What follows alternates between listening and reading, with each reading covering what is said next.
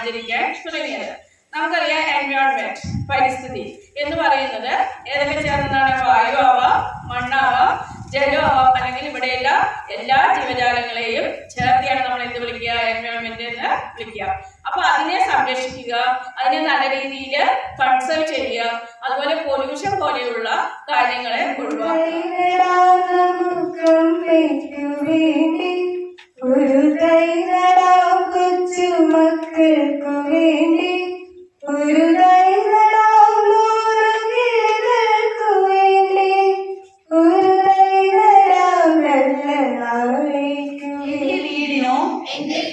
പരിസരത്തോ ഉണ്ടാകാതിരിക്കാൻ ഞാൻ സദാ ശ്രദ്ധാലുവായിരിക്കും. പരിസ്ഥിതി സംരക്ഷണത്തിനും എന്റെ ജീവിത ശൈലിയെ പരിസ്ഥിതിക്ക് യോജിച്ച രീതിയിൽ സജ്ജമാക്കുന്നതിനും ഞാൻ പ്രതിജ്ഞാബദ്ധനാണ്.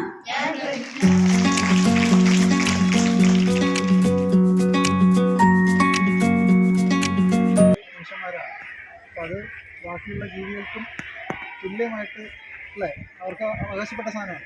അത് നമ്മൾ പ്ലാസ്റ്റിക്കും കാര്യങ്ങളൊക്കെ വെച്ച് മലിനമാക്കുന്ന ഒരു പരിപാടി ഇപ്പോൾ നടക്കുന്നുണ്ട്. അപ്പോൾ അത് പരമാവധി ഒഴിവാക്കാം. അത് ഫുള്ളായിട്ട് ഒഴിവാക്കാൻ പറ്റില്ല, പരമാവധി നമുക്കത് ഒഴിവാക്കിയിട്ട് എല്ലാ പരിസ്ഥിതിക്കും സൗഹൃദമായിട്ടുള്ള കാര്യങ്ങൾ ചെയ്യാമെന്നുള്ളത്. ഇത് ഒരു ചെറിയൊരു സംഭവമാണ്, നമ്മൾ മരം വയ്ക്കുക എന്നുള്ളത്. അതിൽ ഏറെ നമുക്ക് ഒരുപാട് കാര്യങ്ങൾ ഉപേക്ഷിച്ചാൽ തന്നെ ഇതിൽ നമ്മുടെ പരിസ്ഥിതി നല്ല രീതിയിൽ നമ്മളോടും റിട്ടേൺ അതുപോലെ ആയിരിക്കും ചെയ്യും. നമ്മളെന്താണ് അവർക്ക് കൊടുക്കുന്നത് അതിനനുസരിച്ചായിരിക്കും നമുക്ക് ചെയ്യുന്നത്. നമ്മൾ നല്ലത് കൊടുത്തു കഴിഞ്ഞാൽ പരിസ്ഥിതി നമുക്ക് നല്ലത് കൊടുക്കും. ആ രീതിയിൽ നിങ്ങൾ ചിന്തിക്കുക, വീട്ടിലെല്ലാവർക്കും കാര്യങ്ങളൊക്കെ പറഞ്ഞ് മനസ്സിലാക്കുക.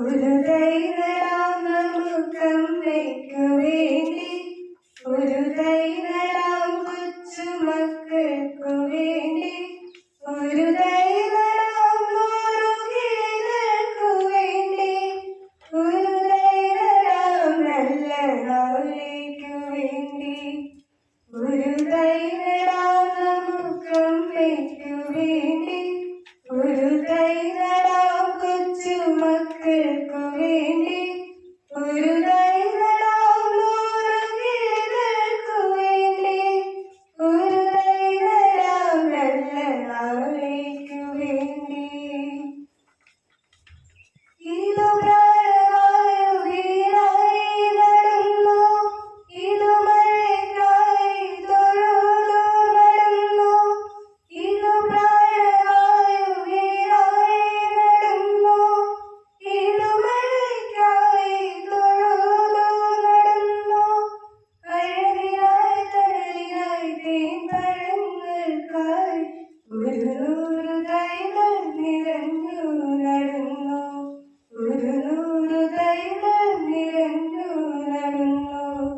ഒരു ദൈവരാം നമുക്കമ്മയ്ക്കു വേണ്ടി.